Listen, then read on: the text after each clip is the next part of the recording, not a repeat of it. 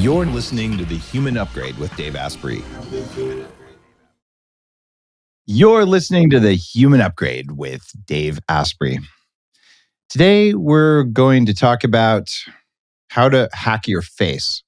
Well, your skin anyway. Leading holistic skincare, anti-aging techniques from TikTok's biggest star, Tony Youn, mostly because of his twerking. Tony, where did you learn to twerk? You do not want to see me twerk, Dave. It is not a pretty sight. I told my kids that the one thing Dad's never going to do is dance on TikTok. So yes, I've gotten the following without having to dance. That's a good thing. So that's just your OnlyFans. I gotcha. You got that. They have OnlyFans has actually reached out to me. OnlyFans and Cameo wanting me to join, and like, yeah, I'm a doctor. I just don't think doctors should be on OnlyFans, but maybe someday.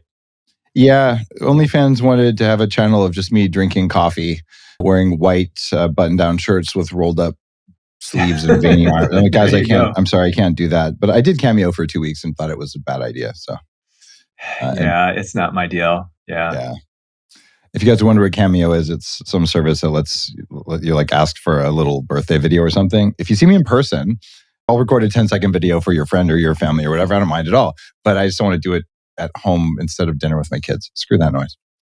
I totally agree. There are doctors who are on it though. And I don't know, maybe they're making, my buddy, Dr. Pimple Popper, she's a good friend of mine and she's on it. And but then you've got people who are like billionaires. I think like Mr. Wonderful from Shark Tank is on it. Like he doesn't need the money. So I don't know why some people do that. I think that's a charity thing when they do that, or maybe he's just bored.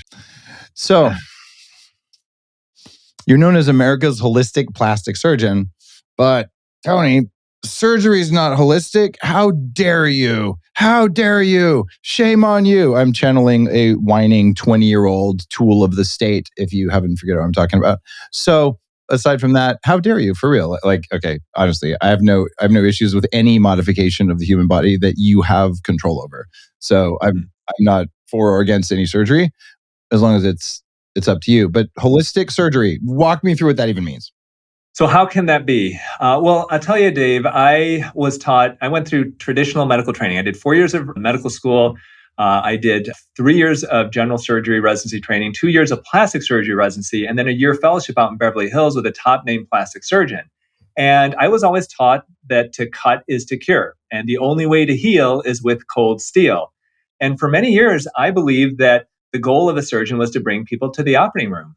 And then I had a patient who had a absolutely horrible complication after a facelift, one that I couldn't have avoided, she couldn't have avoided, just sometimes things happen. And it really got me into thinking that, am I doing the right thing? And so I was always taught that the goal of being a surgeon was to bring people to surgery. And I realized that my goal should be the opposite. It should be, how do I keep people out of the operating room? And so I spent many years studying nutritionists, dietitians, skincare experts, dermatologists. I read your books. And I realized that there's so much that I did not know about turning back the clock naturally. And I came up with this concept called Autojuvenation.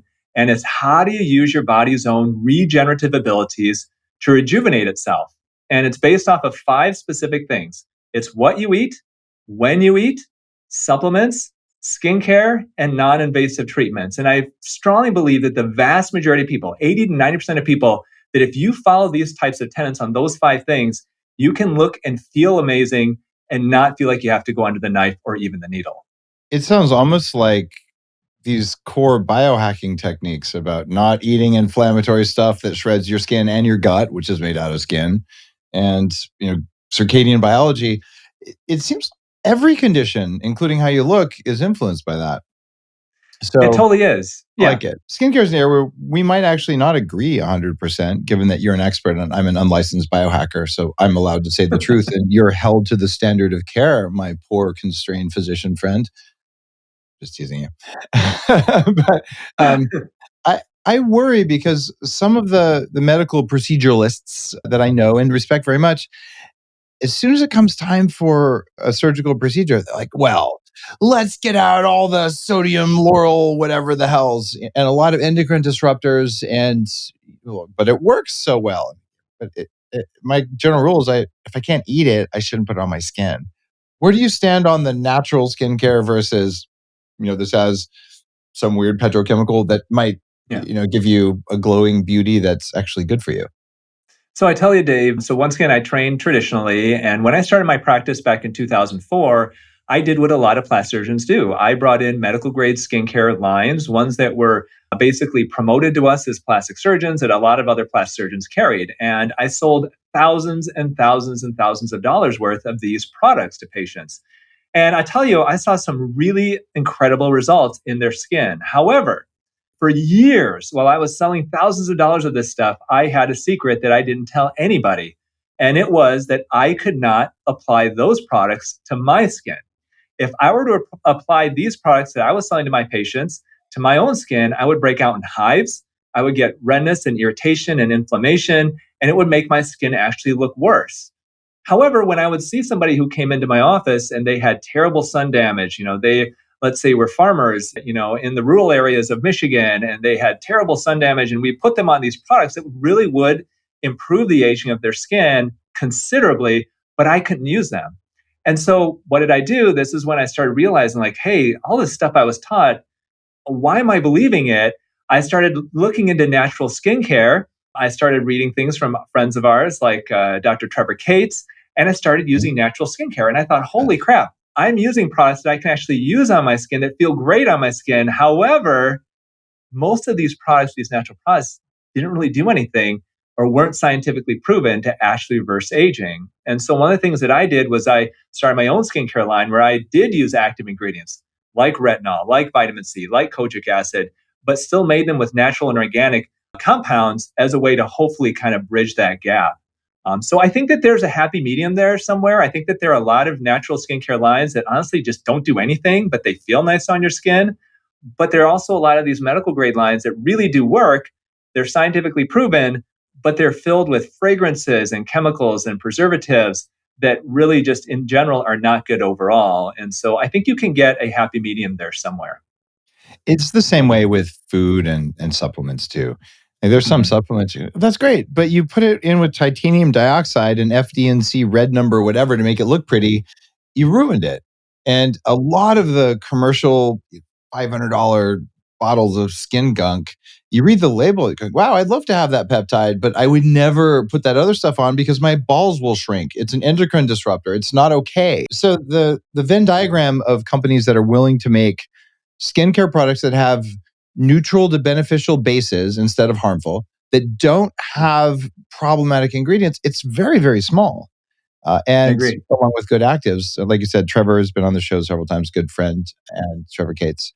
She's been talking about this forever. And I've seen a shift in some doctors, but it's the same. You go to most doctors, will take your Centrum one a day, and it can get a little bit better than that if you go to someone who's a functional medicine doctor. So would you call yourself a functional medicine doctor? Are you that far into No, it or no? Okay. no, I'm not because I have not had functional medicine training. I have Okay. been, I guess, probably the best way to describe it, I'm inspired by them. But I also would not tell you that, hey, if you want to improve your gut health, then yes, I can definitely give you some really good advice. But I'm not the one who should be interpreting your labs and treating you that way. I'm still a plastic surgeon. I still operate 2 to 3 days a week. I perform facelifts and eyelid lifts and liposuction and tummy tucks and all that. But at the same, because I do believe that there are these conditions where the only real option is surgery. If you've got excess skin, that skin's hanging, then there's no cream or light treatment that's going to make it go away. Then I still think we still have to perform these procedures if people want to get those types of results. But once again, I do believe that using that as a last resort, that's kind of this idea of holistic plastic surgery because there is so much more that we can do non-invasively. And some of these things that the plastic surgeons, I mean, that don't even know about. I mean, like red light therapy is a good one. You've been upfront about the benefits of red light therapy. You can ask a plastic surgeon at a meeting and say, "Hey, what do you think about red light therapy?" And you will be met with a blank stare because it's just not something that's talked about in plastic surgery.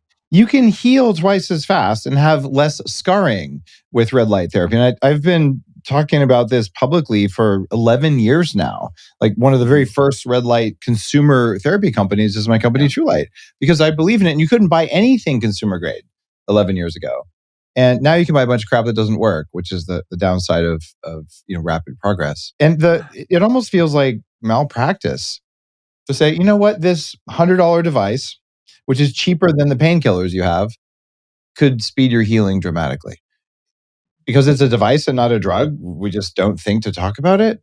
And I know doctors get uncomfortable when people use the M word. So I'm not trying to say actually that, but it just feels like you're so bad at your job as a plastic surgeon if you don't recommend red light therapy pre and post, even, but certainly post a procedure. Like, well, what are you doing there with a knife? Like, maybe you should, get some training. I'll tell you, it's interesting because I started my first 10 years of my career where patients would ask me, Dr. Youn, I'm on these supplements. What should I do? And you know what my answer to them, Dave, would be? It would Stop. be get off of all your supplements and just don't worry. And they go, well, should I change my diet? No, it's fine. Just stop smoking. Because that was what I was taught. Oh yeah, it I wasn't didn't your know fault on anything. that. I Yeah. didn't know anything about supplements. And so, when I had this thing happen with this patient, and I really had a come to Jesus moment where I thought, what am I doing here? Like, I think the problem is a lot of traditional physicians don't know that they don't know. And that's endemic, is they don't know that they don't know, and they believe they know it all.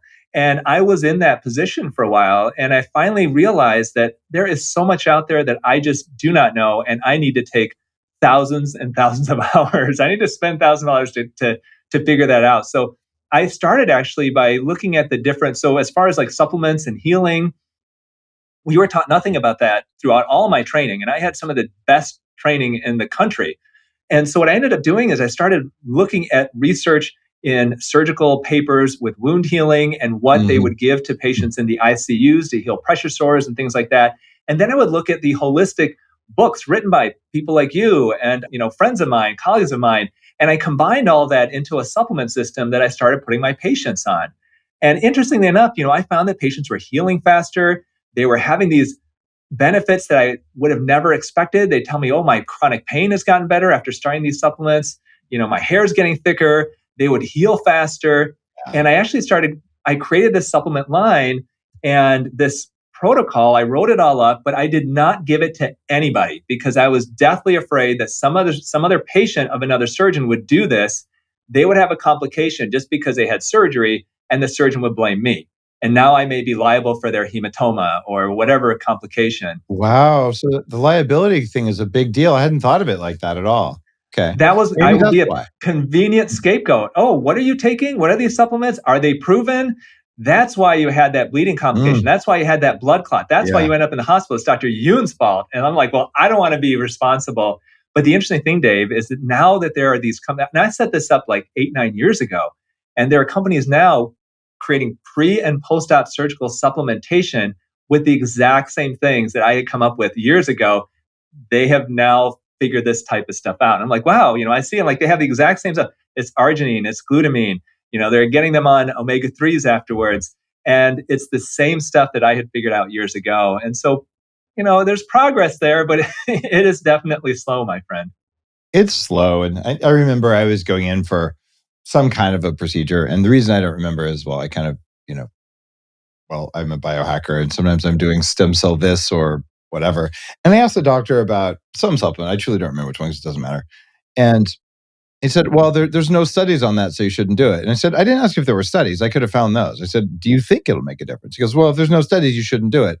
And I looked at him, I said, hey, man, there's no studies on whether it's safe to use lotion with whatever it is you're doing, which has nothing to do with my skin. It was some other thing. Yeah. And he just paused and he said, you're right. And I said, so are you telling me I shouldn't use lotion? He goes, no, you can use lotion. I go, okay. So in your professional opinion, is this likely good or likely bad? Because nobody knows for anything in the entire planet because there aren't very many clinical studies. So we have to just think for ourselves and be a little dangerous. And so he said, it's Yep. probably fine, that's what I thought too. I just wanted him to know, do you know of a problem? If not, it's probably fine. Just like there's no clinical study of whether this breath is the right breath for you to take, but you'll take it anyway. A good example of that when you're talking about skin is bone broth. And, we've got a good friend of ours, a mutual friend, Dr. Kellyanne Petrucci, huge fan of bone broth and talks about the benefits of bone broth for the skin. And bone broth, we know, is chock full of collagen, especially if it's high quality bone broth. But the big question then is, does it really improve your skin? Well, I have done a lot of research on it. There's absolutely no studies that prove that drinking bone broth will improve your skin. However, Yeah. there are no studies that show that drinking bone broth does not improve your skin. There just aren't any studies. Yeah. So should you then have a null hypothesis that, okay, well then because there's no studies out there, it doesn't help your skin? it makes sense that it definitely would. And if you looked at the research on collagen, you would know that it makes 100% sense. You don't need a study, to tell you that if you drink bone broth, it's going to definitely improve the collagen of your skin, because there's science out there on collagen and we know that it's filled with it.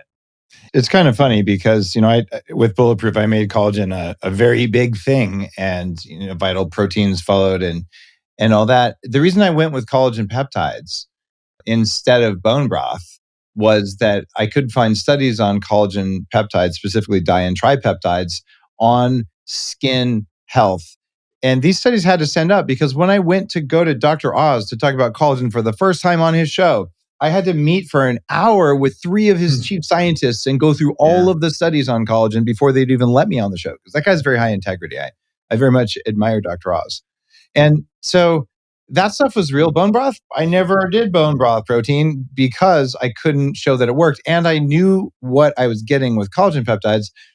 Do I know studies that say bone broth is good for the gut? Yes. Do I know studies that say less gut inflammation equals better skin? Yes. Would I drink bone broth? Only if it didn't have histamine in it. And I'm histamine sensitive. So some bone broth, I take a drink and I start coughing. Other bone broth, I drink it and it's great and I feel amazing. So this is like a hidden thing where, well, hold on.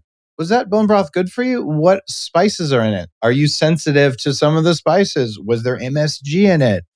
So it feels like for all of us, if you learn how you feel after you eat and you feel good after you eat, your skin's probably going to look better. And if bone broth is in there, it's probably good for you, like you're saying. I want to ask you something else about that, though. Topical collagen, smearing collagen on my face. Should I be doing, a collagen peptide, mix it with butter and rub it all over my face, like a churro? The problem, as you know, but your listeners may not, is that collagen is a large protein. Yeah. And if you apply it to the surface of your skin, your stratum corneum, the upper layer of skin, is not going to allow it to penetrate. I mean, its job of our skin is to prevent penetration. And I think a lot of people don't realize that collagen peptides, that those are the supplements you want to take, because that large collagen protein has been broken down into amino acids and peptides that can be much more easily absorbed. I get so many comments, and I comment on collagen supplements. That's one of the big things that I talk about in my new book is the benefits of taking a collagen supplement. But if you put that on social media, and there are people who come out of the woodwork saying, oh, my family doctor says it doesn't work. Oh, this doctor says that it gets broken down in the gut. And there's an interesting thing, Dave. There's a doctor on TikTok, and he's a weight loss surgeon. He talks a lot about nutrition. He's got a big bushy beard, and he made a video a couple of years ago about bone broth. And he said, bone broth is one of those things where there's no science to show that it works.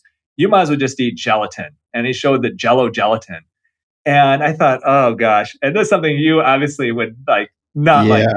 But interestingly, a few weeks ago, I saw a second video, and he's watching the first one. He swipes it aside and he goes, sometimes we make conclusions in medicine that are not correct. I've looked at the studies and I was wrong. Bone broth does work. It does help to improve your skin. So I was floored, because you've got this guy who acts as if he's the authority on anything nutrition, and he went back and said that he was wrong with it. Kudos to him, especially because weight loss surgeons, by definition, are not experts in nutrition, because if they were, they would be out of a job. So you're saying that plastic surgeons should be experts in non-surgical rejuvenation too? I believe, Tony, that if you were really good at your job, you wouldn't have to do surgery anymore. You would just wave your hands and you would chant the magical words, and then everyone would be young and youthful. I mean, I saw it on a Disney Channel. It has to be right. I would pay you more to come into your office and, Dave, I could give you a facelift, right? And that would cost whatever, 25 grand. But for 35 grand, I won't give you a facelift and I'll give you the same results.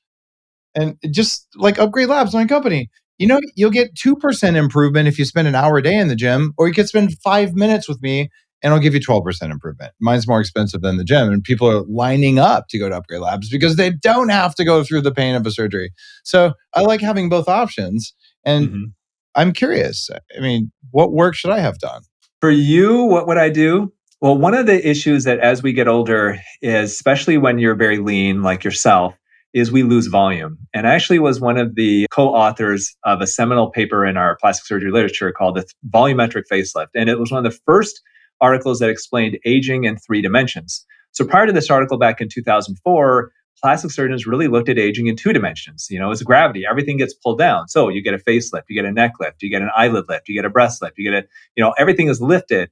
And so this is one of the first papers that actually explained that aging occurs in three dimensions and we lose volume as well.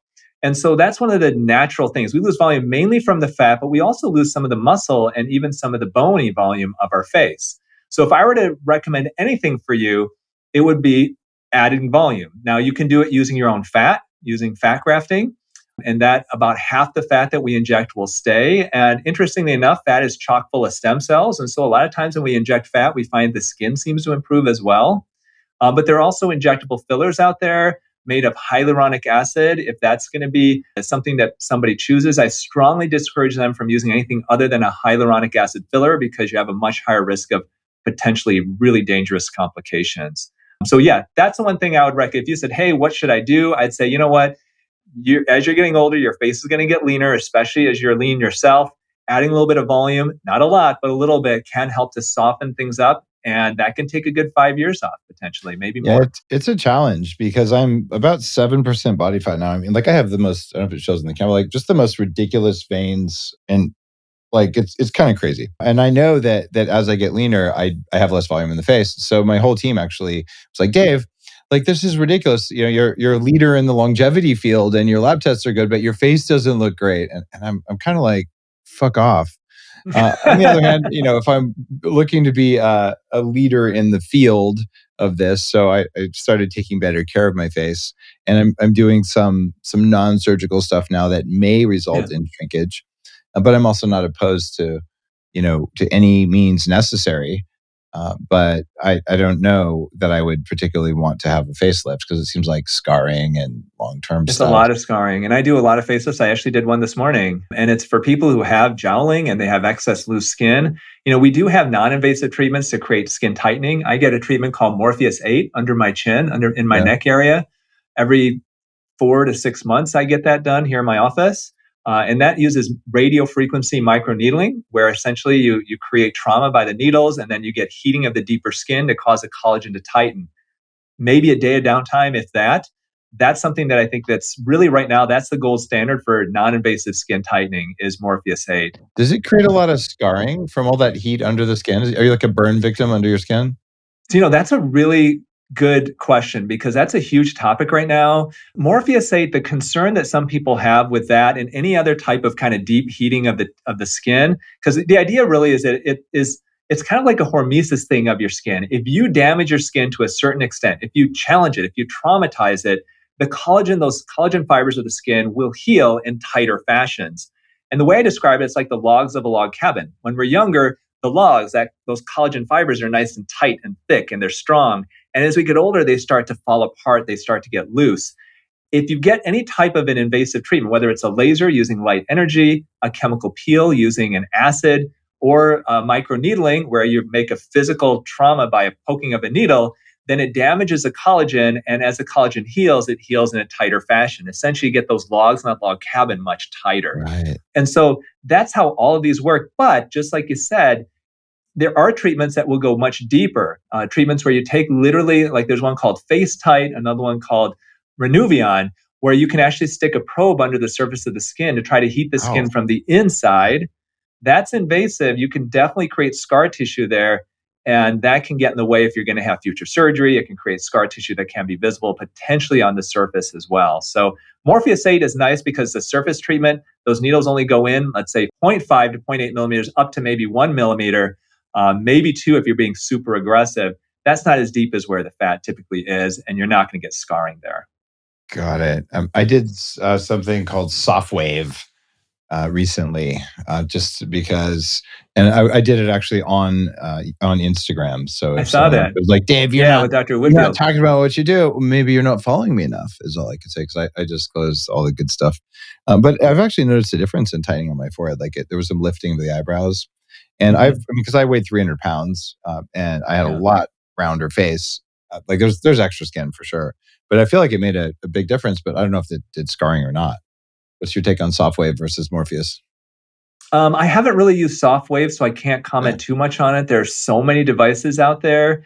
I wouldn't worry about scarring because if you were going to get scarring, it's going to be a much more invasive type of a procedure. Okay, You know, cool. So relatively safe. these treatments Okay. will create, once again, that acute trauma to the surface of the skin, and you would see actual scarring. It's the ones that are actually invasive that are more concerning, and that's Yeah. not going to be one of those. You have a new book, which is a really neat lens on reality. And I look at different professionals, like we all have our own view of the world, right? And yours is Mhm. mostly colored by being, a medical doctor, and not just a medical doctor, like the most egotistical of them all, a surgeon.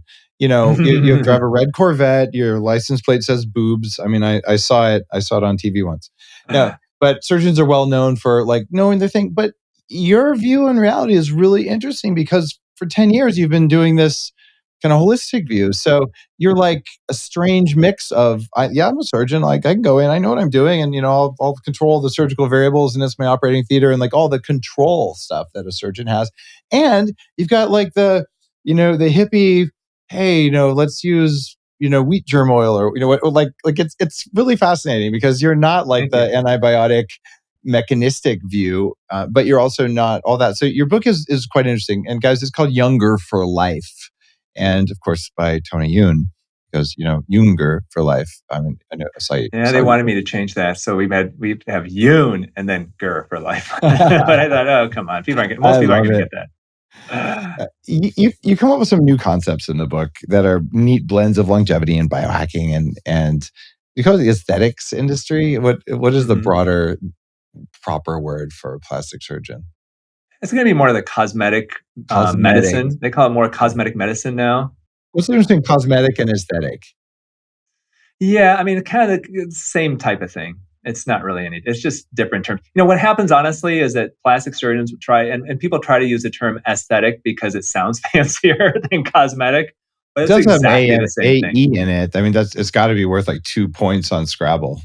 Yeah, well, there's some that just use the E as well, but I think that we use that term because it makes us feel fancy. Like I'm in a society called the Aesthetic Society, Yeah.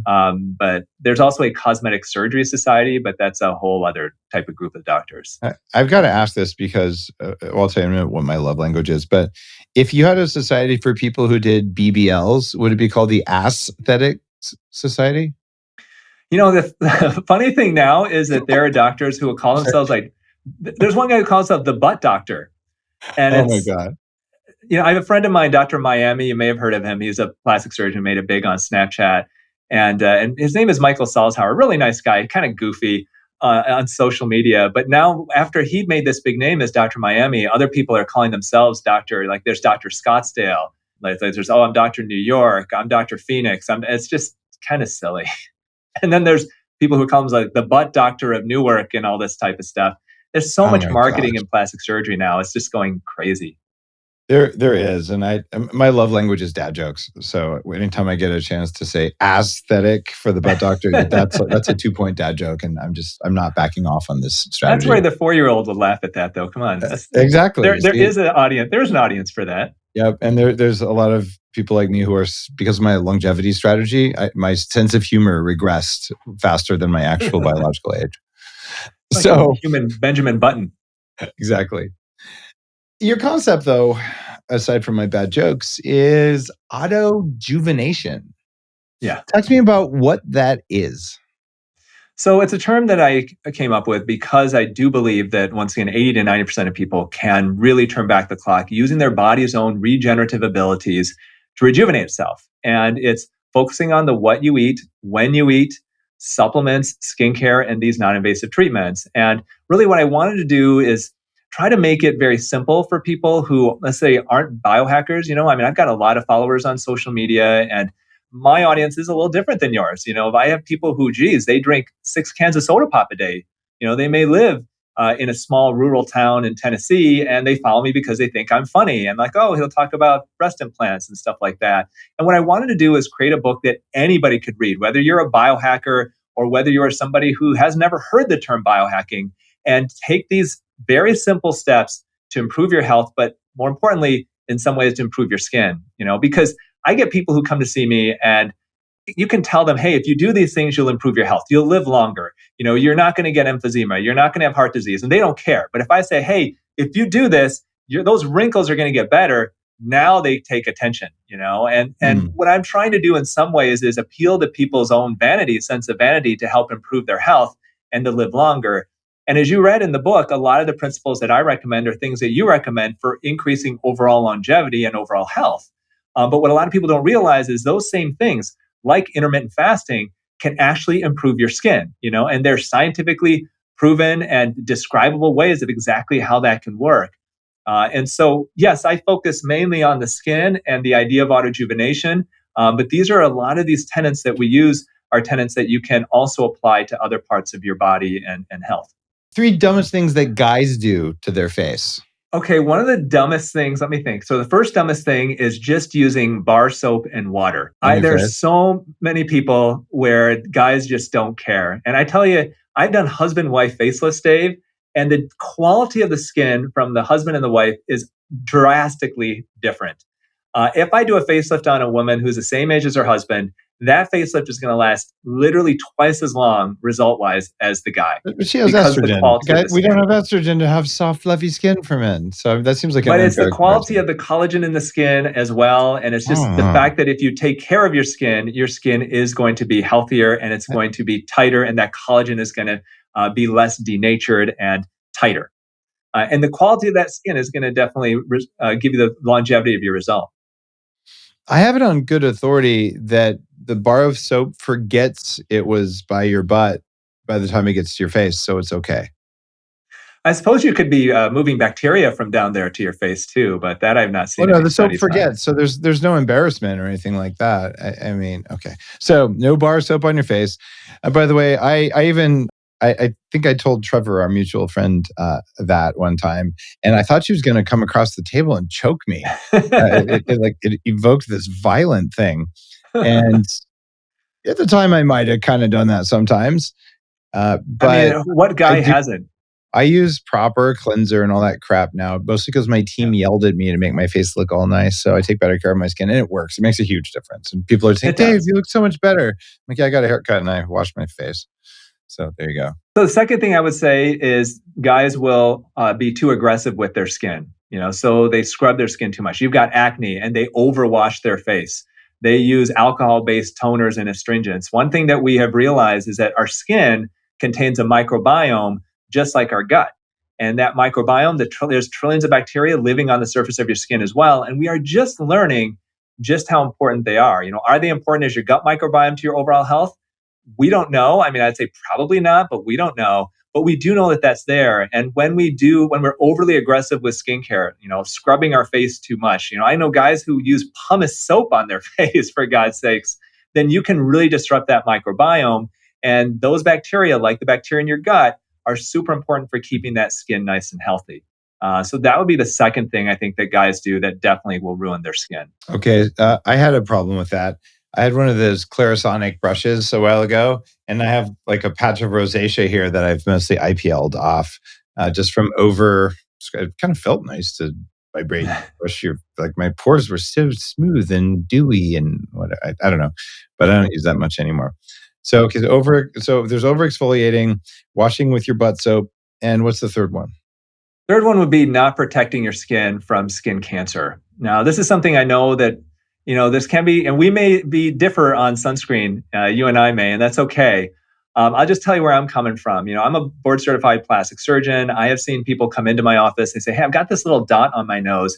And they go to see a dermatologist, they get Mohs surgery, then they come back to see me afterwards, and half their nostril is gone, or part of their eyelid is gone. Their eyelids pulled down afterwards. And so, yes, I've got dermatology friends of mine who they put on sunscreen and then sit in a basement all day and they still put their sunscreen on. I'm not that type. I do believe that there's a lot of benefit to getting sun, especially early in the morning, circadian rhythms, a lot of stuff that, you have been a big fan of. And I think that there's therapeutic benefits of the sun too. I mean, I live in Mm. Michigan and gosh darn it, every February I got to get out of here and I go down south into the Caribbean and we get some sun. But at the same time, we also, I have seen the horrible complications of skin cancer. And I do believe it's important to protect your skin, whether you do it physically, whether you do it with a mineral based sunblock, whatever you need to do in general. I think that there's a happy medium there. I know there's some people. I have a friend of mine who, I did his podcast. And he's like, "Hey, I put lard on my skin. That's all I put on my skin." And I'm like, not a big fan of that. And then I got dermatology friends where, like I said, they'll slather on sunscreen if they're going to be inside all day. I think that there's a happy medium there where we can protect our skin yet still get the benefits of the sun at the same time. There's definitely some serious biohacking benefits to sunshine without sunscreen. And Mm-hmm. collagen thickness increases with a small amount of sun exposure, but a large amount damages stuff. So there's probably a healthy dose. But it seems like most of the sunscreens you can buy have a warning label that says, "Warning, this product can cause cancer." So how do you get around that? I question some of those. I mean, for me, the way I look at it is there's two. So, when you look at sunscreen, you've got chemical and you've got physical sunblock. So, chemical sunscreens are absorbed into your skin. When the sun hits the rays hit your skin, there's a chemical reaction that will neutralize basically those effects. And yes, there's a question of whether that may create some free radicals in that process. Hmm. There are certain chemical sunscreens that I'm not a fan of. Oxybenzone and octinoxate are believed to be hormone disruptors. They're also believed to potentially disrupt the coral reefs, and so I recommend people avoid those. But there are other sunscreens like Mexoryl XL, like avobenzone, and the physical sunblocks like zinc oxide and titanium dioxide that I do believe in general are safe. And once again, I am completely understanding that there is, I think, a therapeutic benefit to the sun. It's trying to once again reach a happy medium there because once again, I am afraid for one of my favorite actors, Hugh Jackman. I think he Yep. is the most talented person in Hollywood, and he has had multiple skin cancers taken off his face. At some point, hopefully not, but at some point, one of those may be on his eyelid or his nose or somewhere that could permanently disfigure him.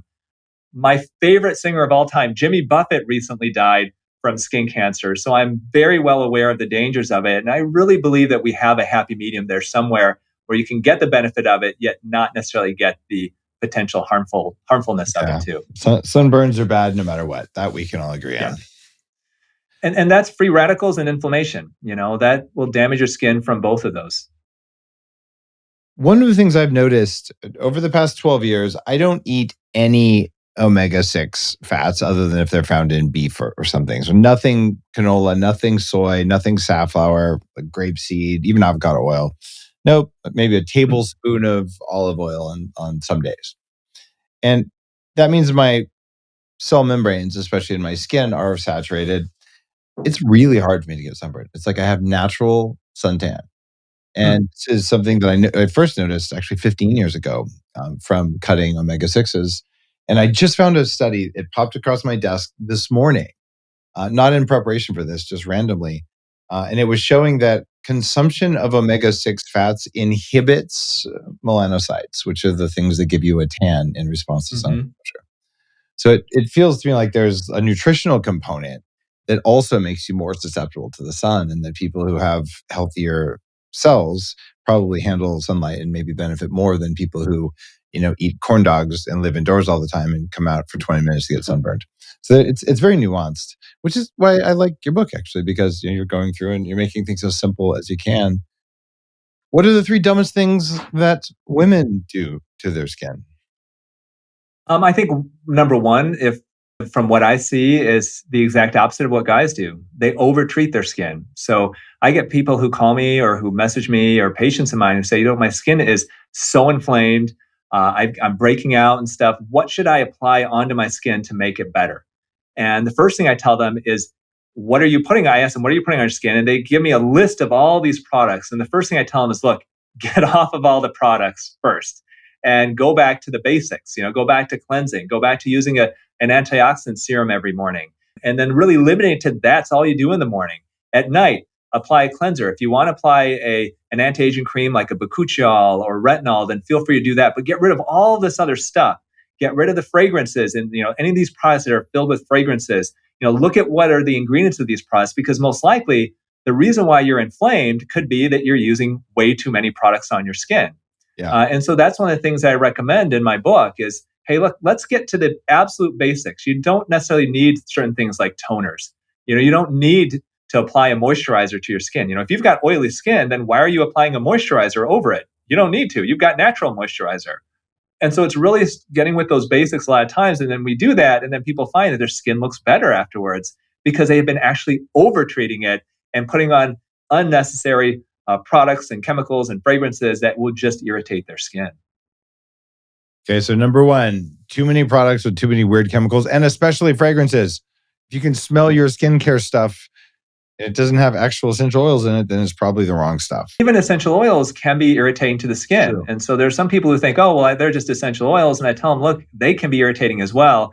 And when you have other fragrances, the problem is you don't know what's in those fragrances. When they say fragrance, that could be basically a company's proprietary information. They don't have to share that with you.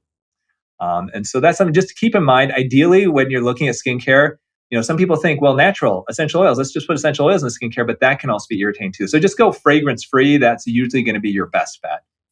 So the number two thing I would say is relying too much on procedures and thinking that too much, thinking that a little is a good thing, so a lot is an even better thing. And that's what we see all the time, whether you're dealing with Botox, whether you're dealing with injectable fillers. I mean, all these people with pillow faces out in Hollywood. Once again, I wrote one of these seminal papers on 3D aging and the fact that we want to add volume, but the amounts of volume people are adding now is just absolutely insane. And it's making people look just not like real people. So that would be the second thing, is actually overdoing the procedures that you think are going to make you look younger. And in the end, there are people who are actors and actresses in Hollywood who are in their 20s and they look like somebody who's 50 trying to look like they're 20 because they've had so much work done. Wow. Okay. So overdoing work and then overdoing cleansings. And the third dumbest thing. I think the third dumbest thing is not paying attention to your diet. One of the big things that people don't realize is that the quality of your diet profoundly affects the quality of your skin. And there are studies that are being done showing that the health of your gut can really impact the health of your skin. And it's the gut-skin axis that we are just learning more and more about. So for example, there are skin conditions, like you mentioned, like rosacea, eczema, and acne that have definitely an origin a lot of times in the quality and the health of the gut. So doing something very simple like eating fermented foods, taking a daily probiotic can actually make huge impacts on your skin. There's so many people who go through life thinking that, oh, well, I can eat fast food. I can eat, all this sugar. But as long as I use my skincare process, I'm going to look young. And that just is not the case. The way I describe it really is that's, the foundation of youth and anti-aging is going to be what you put in your mouth. Does undereating affect women's skin? I think it does, and like you, I'm a big fan of intermittent fasting. I was definitely influenced by your Fast This Way book. But at the same time, I do think that the problem with fasting is, are you going to get enough protein? Yes, and so undereating, thanks for saying that. It's such a big is a thing. concern. So that's, I think, when you're especially as women get older and especially as they go through menopause, protein is so important, and eating sufficient protein. So, you definitely, the benefits of intermittent fasting, I think are huge. You really, with hormesis, with autophagy, and the fact that can really help with your skin. But at the same time, collagen is a protein, and you need to get enough protein in order to support the collagen. I think that's so important. And the problem is, can you get enough if you're intermittent fasting every day? So in my book, what I start with people, we have a 21-day jumpstart. And for first week, we don't have them intermittent fast at all. And the weeks 2 and 3, we have them intermittent fast, but just 2 days out of the week to kind of start them up. And that way, they're still eating a lot of protein for the rest of the time. And then focusing really when they intermittent fast and they refeed actually on foods that are actually going to help promote autophagy as well. Okay. Let's talk about something that applies to men and women differently, but we both deal with it. Hair loss, hair thinning. Yeah. And hair and skin are different. You can do, I guess hair transplants are past plastic surgery. And, for the people who didn't see the documentary Instagram thing, I've had 10,000 hair follicles moved on my head because, well, it's my head. I can do what I want with it. So what's your take on how to have hair that doesn't fall out? So I have a chapter in my book called Hair Raising, and it's all about natural ways to basically thicken your hair. And a couple of years ago, when I was on vacation, I noticed that my hair was starting to thin. And I tell you, Dave, years ago when my wife and I were early together, we filled out a survey and said, what do we find most attractive in your partner? And my wife put his hair. So a couple of years ago, I'm like, oh my gosh, my hair's thinning. No. And so I think, okay, I'm not going to get myself on minoxidil. I'm not going to take Propecia. I'm going to do only natural things to improve the thickness of my hair. So what did I do? Okay, well, number one, you can get telogen effluvium, and that's stress-related hair loss. Okay, so the first thing I started doing is I did start meditating. I do yoga regularly, but I'm a surgeon. I get stressed out a lot. And it's hard because it's part of my job because I worry about my patients. But really, other than that, then what can you do? The first thing I recommend is supplementation. Now, you can go to see a dermatologist or a functional medicine doctor. They can draw a bunch of labs and see what you're deficient in. There's certain nutritional deficiencies that can contribute to hair loss: iron, vitamin D, zinc, multiple things. There are supplements that you can buy all in one. One that I recommend is Nutrafol, which is a supplement that they have it for men, for women, Mhm. for postmenopausal women. For This your favorites, women's vegan as Nice. well. This might be the first show that Nutrafol was on. I think they launched on it, Oh, is maybe it? not, but yeah, they Yeah. So a long I time take ago. that. Yeah, it's a Yeah. pretty So it's a pretty popular one. Yeah, so I take that every day, and that does have great science behind it. The second thing that I do is I use a low light laser therapy helmet. So it's similar to red light therapy. Basically, it's this helmet that I put on, and there are a plethora of studies showing Yeah, that if you use low light laser therapy, you can definitely help to it thicken your hair. And the it idea works. is that the energy from that light energy causes your hair follicles to go into a growth phase. That definitely helps. Well, it's like watering plants Yeah, essentially, yeah. and your hair like the plants. The third thing that I do is I use either a topical rosemary oil. That's the easiest thing to find. There was a study that compared minoxidil to topical rosemary oil on the scalp and found very similar results with thickening of the hair, except the rosemary oil had less skin irritation. I use a different one lately that's filled with healthy fats. It's actually from a company called Hair Prescriptives. That's an oil that I put on my hair as well. I also do dermal stamping on the top of my head prior to applying the oil. That's similar to microneedling, but it's a stamping thing that you can do where Mhm. it goes in about 5 millimeters to create a little bit of trauma. The idea of hormesis, once again, get that hair going. And if you apply the oil on it, you get a little more deeper penetration of it. And that's what I do. I'm thinking I could do some PRP injections as well. We do PRP in my office. Honestly, I've just been too busy that I just haven't gotten around to it. Sounds like a lot. Um, I used minoxidil for about maybe 9 months to a year after I had that hair transplant, but then I Mm. just found natural stuff that works better. I'm a huge fan of adenosine, of aspirin, of caffeine, and GHK topically on the scalp. Hmm. And all of those are mitochondrial stimulators. And you notice a really big difference. For me, it's much better than I get from a minoxidil. And I wouldn't touch Propecia because only some percentage of people lose libido for the rest of their life in order to keep their hair, which seems like a terrible side effect. There's all sorts of lawsuits about that one. So, uh, Yeah, you I mean, know, you could get like topical DHT blockers. Like that's the one that I'm using right now in the oil. It does help to block that. I mean, I don't think you need to take something by mouth that's a drug, a prescription drug to help with the hair. That's a great thing about thinning hair is there's so many options now, and the natural options are actually being studied and found to be very helpful. And so, you don't have to get a prescription. These are things you can easily do at home that definitely help. okay. I like that. And just a quick note on the rosemary. If you have rosemary and water, it doesn't do anything. It needs to be rosemary and oil because the compound in it that you're targeting is only oil soluble. So rosemary spritz water, it doesn't do anything, just so people know. And Okay. there are anecdotal things, some people will use coconut oil, some people will use rice water. There aren't any studies that I've seen that support any of that, even castor oil. But definitely the rosemary oil, one study that seemed to be pretty good, and a lot of anecdotal evidence of that. So I think Okay. if you want to go natural, then I would combine a supplement like Nutrafol, red light therapy. Those devices can cost anywhere from $400 to $1,000. Yep. I use mine 30 minutes every other day, completely painless. You can easily get a dermal stamper. That's something you can buy for a few dollars online. And then once again, adding some type of a topical, whether it's a rosemary oil, other types of oils too, may do something fairly similar. Obviously, the what you've mentioned as well is a good option. And that's a great thing is there's a lot available now for thinning hair. You don't need hair transplants. Now, if you have an area, let's say, where you just don't have hair, if you've Yep. got in the crown where there's no hair there, or let's say if your hair is receded and you want to create a new hairline, then these procedures are not going to do that. then that's when you have to look, unfortunately, at hair transplants. Stem cells are coming for that, like iPSC edited ones, but like I had about, I don't know, maybe a fingertips worth added right here. I'm pretty happy Mhm. with it so far, but I'd be really unhappy if all the middle up here fell off and all I had was like a ring right here. That would look a little bit goofy. So I And I think that, yeah. once exosomes, hopefully they get deregulated by the FDA again, that may help as well. Did I they know some people, re-regulate exosomes? that was my understanding, is that they Oh, still, along with stem cells, you cannot use them outside of an FDA well, approved study. the good news So I is think they that, don't have the right to regulate my exosomes. So sorry, guys. I'm oh, not there you applicable go. because you don't have the constitutional right. Let's just hope RFK wins. I don't care what your political party is. He'll tell those guys to let you do exosomes, and that's all I care about.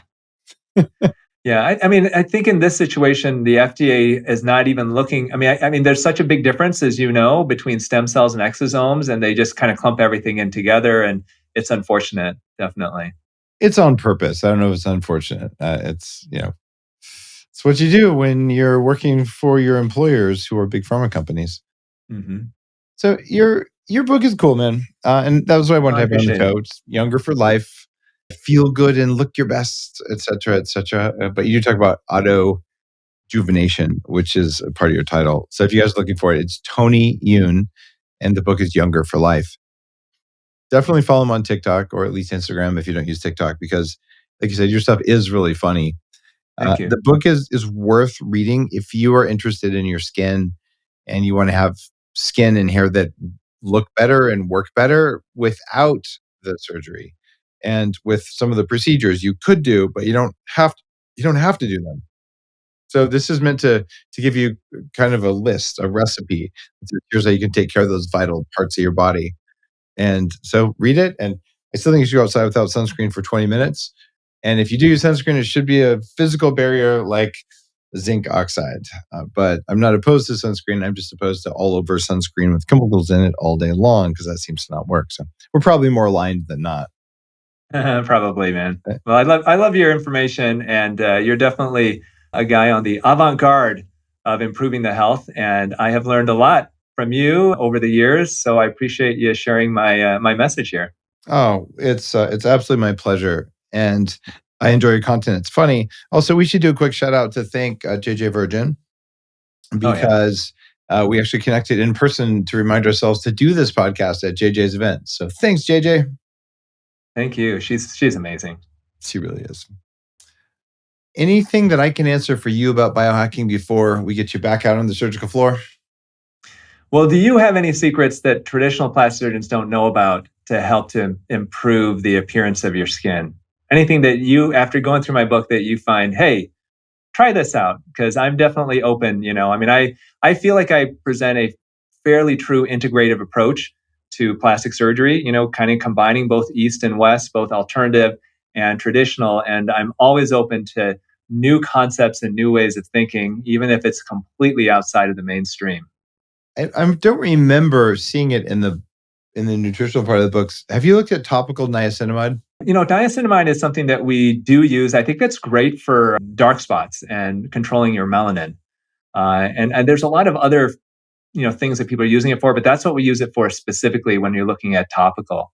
I found it helps me with speeding healing really quickly. And for listeners, niacinamide is a B vitamin. You have niacin and niacinamide. And then you have nicotinamide riboside. Then you have nicotinamide mononucleotide. So niacin is a precursor to NR, is a precursor to NMN, which is a precursor to NAD, which Yep. is a major longevity molecule. I've been talking about that for years on the show. David Sinclair Yep. on, whose research is based on that.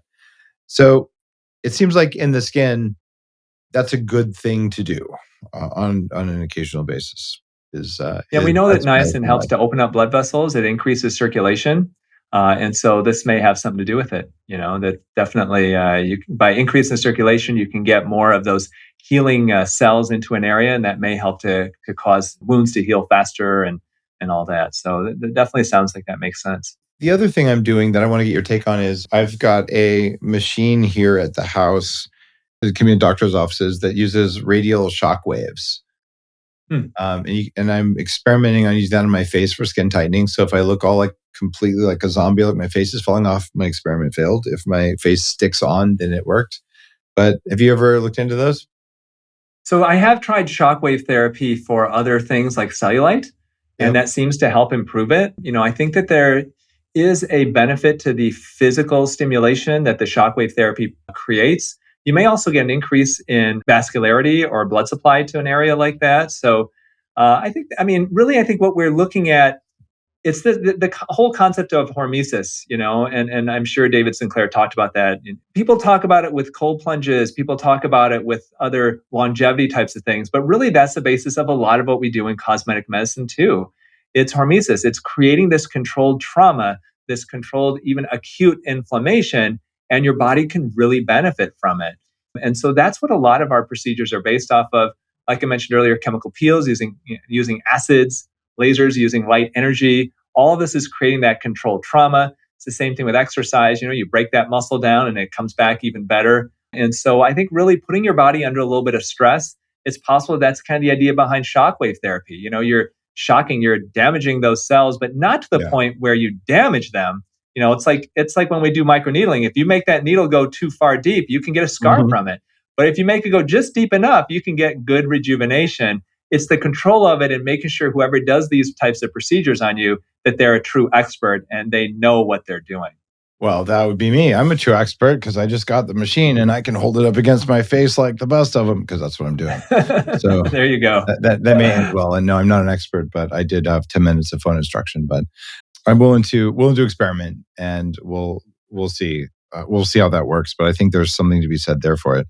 And just in terms of other biohacks, the face in ice water, which is from Smarter Not Harder, I think it has skin rejuvenating properties. Just before bed, bend over, stick your face in a salad bowl full of ice water. You don't need a full ice bath. You're going to sleep better because of your vagal nerve, but the skin on your face from even just 20, 30 seconds of ice water, solid results, solid improvement.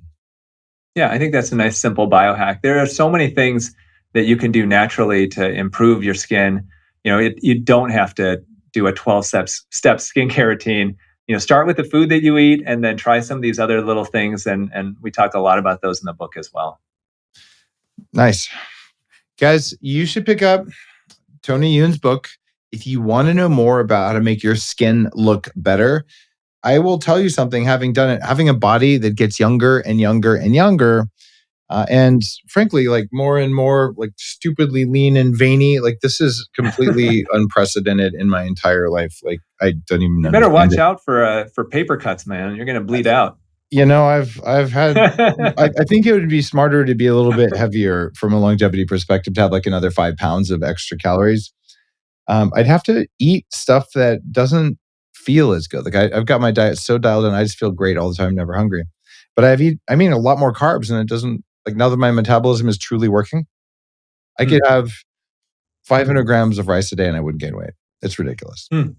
Yeah, but Um, you're eating high quality food, and well, that's so it's key. all high quality food. It's Yeah, all designed to not that's have so key. inflammatory stuff that slows mitochondria.